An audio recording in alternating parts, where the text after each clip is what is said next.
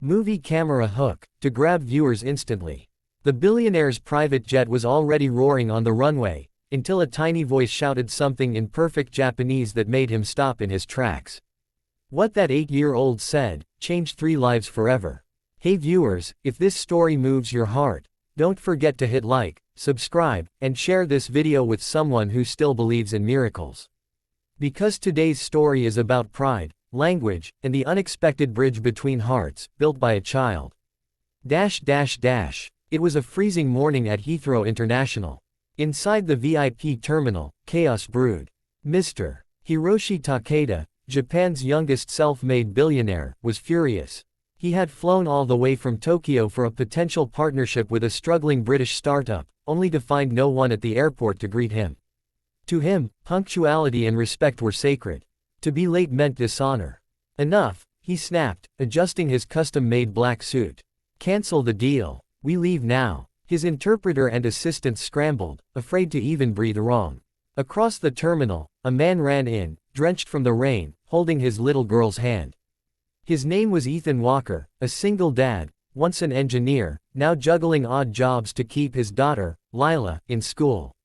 He'd been assigned last minute to handle the transport arrangements for the visiting billionaire after his boss fell sick. But traffic, rain, and a bus breakdown had delayed him. When Ethan arrived, the billionaire's entourage was already rolling their luggage toward the exit.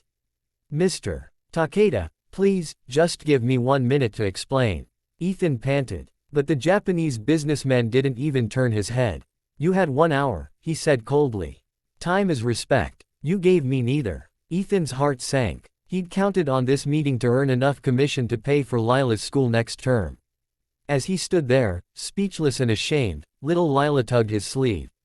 Daddy, he's Japanese, right? She whispered. Before Ethan could answer, Lila stepped forward. Her small voice echoed through the hall. Mat kudasai. Please wait. Everyone froze. The billionaire turned around sharply, his sharp, calculating eyes softening with surprise. The 8-year-old bowed deeply, then continued in flawless Japanese. My dad always tries his best. Today the bus broke down. But he really wanted to meet you. The room went silent. Even the airport hum seemed to pause. Mr. Takeda's assistant translated hurriedly. Though he didn't need to, the billionaire had understood every word. His cold expression faltered, replaced with a faint, almost invisible smile. He walked slowly toward Lila, crouched to her level, and asked gently in Japanese, "Who taught you to speak like that?" Lila smiled shyly. My mom taught me before she went to heaven. She loved Japan. We watch your company's videos together. I wanted to learn so I could talk to you one day. Ethan's eyes filled with tears. He hadn't known she remembered so much about her late mother's lessons. Mr. Takeda stood there, deeply moved. Something about the child's honesty cut through his wall of pride and perfection. He turned to Ethan. Your daughter, she honors you. That means you must be a man of honor too. Ethan bowed his head, humbled. Sir, I failed to be on time, and I take full responsibility. But please, give us a chance. My team's ideas can help your company expand in Europe. We just need to show you. The billionaire remained silent for a long moment. Then, without warning, he said, cancel my flight. His assistants gasped. Sir. Mr. Takeda glanced down at Lila, smiling softly for the first time that day. I came here to find innovation. But I think I found something better, sincerity. That afternoon, the meeting finally happened. Not in a boardroom, but in a humble cafe near the airport.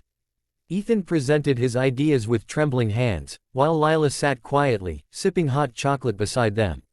She occasionally helped translate when technical terms caused confusion, bridging the cultural gap like it was the easiest thing in the world. What began as a failed encounter turned into a 6-hour conversation filled with laughter, ideas, and unexpected warmth. By sunset, Mr. Takeda extended his hand to Ethan. You will not just manage my European branch, he said with a quiet conviction. You will lead it. Ethan could hardly breathe. Sir, I don't know what to say. Say thank you, Lila piped up, giggling. Everyone laughed. Even the stoic billionaire chuckled, a rare sound his staff hadn't heard in years. Months later, Ethan and Lila were invited to Tokyo. There, at a press conference, Mr. Takeda publicly announced his new partnership with Ethan's company. Cameras flashed, journalists whispered, a single dad from London now sitting beside one of Japan's richest men. When asked why he changed his mind after initially rejecting the deal, Mr. Takeda simply smiled and looked at Lila. Because sometimes, he said, wisdom comes from small voices, and sincerity speaks louder than perfection. As the applause filled the room, Ethan looked at his daughter, eyes shining. You did it, sweetheart. Lila smiled up at him. No, Daddy. We did it. Clapperboard ending hook. The camera fades as the billionaire, the single dad, and the little girl walk through a Tokyo garden, laughter echoing between the cherry blossoms. And as the screen slowly fades to black, a warm voice says, never underestimate the power of kindness, or the courage of a child who speaks from the heart. If this story touched you, tap that heart button, subscribe, and share it with someone who needs hope today. Because sometimes, one small voice can change the course of an entire life.